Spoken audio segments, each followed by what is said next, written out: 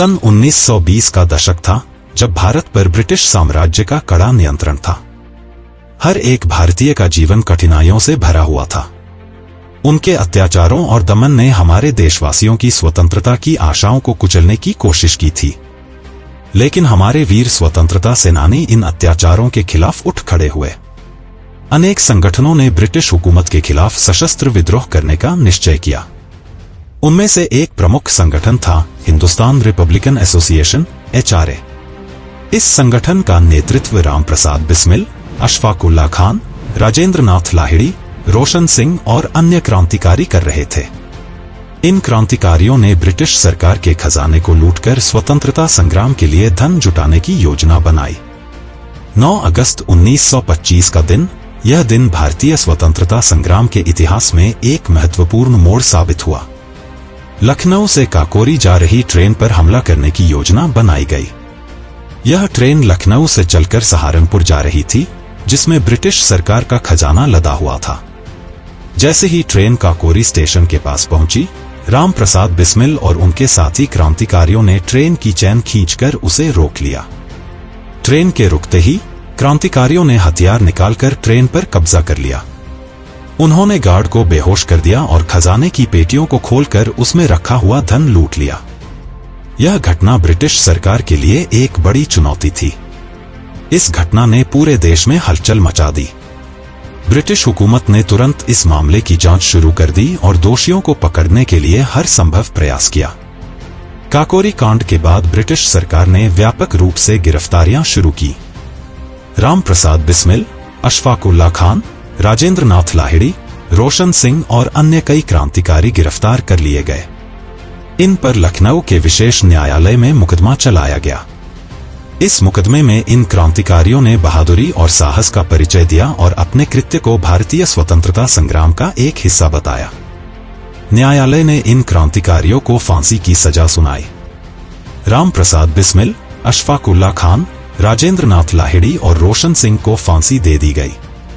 इन वीरों के बलिदान ने पूरे देश में एक नया जोश और ऊर्जा भर दी। काकोरी कांड ने भारतीय स्वतंत्रता संग्राम को एक नई दिशा दी और ब्रिटिश हुकूमत के खिलाफ लड़ाई को और अधिक मजबूत बनाया।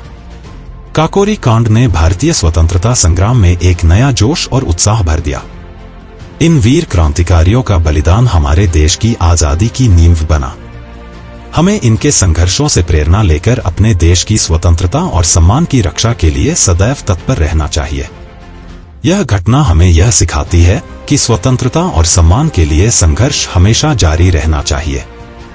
हमारे स्वतंत्रता सेनानियों का बलिदान हमें यह याद दिलाता है कि हमें अपने अधिकारों के लिए हमेशा संघर्ष करना चाहिए और देश की स्वतंत्रता और सम्मान की रक्षा के लिए तत्पर रहना चाहिए। आजादी के जंग में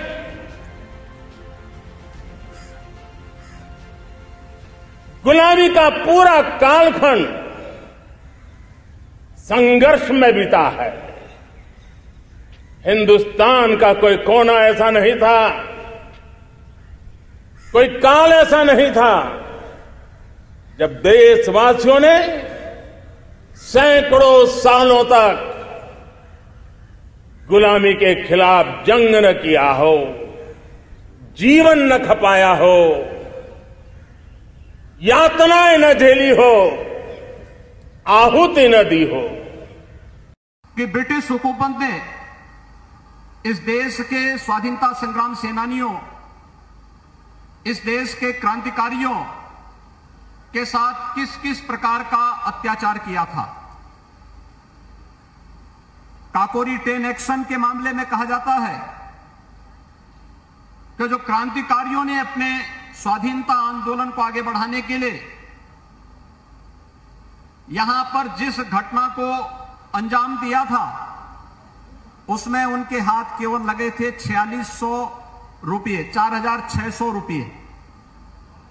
लेकिन अंग्रेजों ने और इस पूरे कार्यक्रम के साथ जुड़े हुए उन क्रांतिकारियों के खिलाफ कार्रवाई करने, मुकदमे चलाने, उन्हें फांसी पर लटकाने तक जो धनराशि खर्च की थी, उस समय 10 लाख रुपए खर्च किए थे।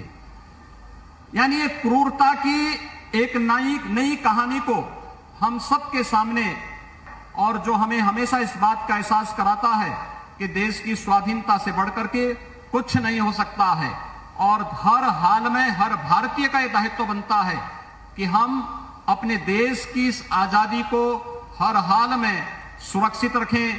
देश का आजादी का यह अमृत महोत्सव का कार्यक्रम हम सबको इस नई प्रेरणा के साथ आगे बढ़ने के लिए प्रेरित कर रहा है।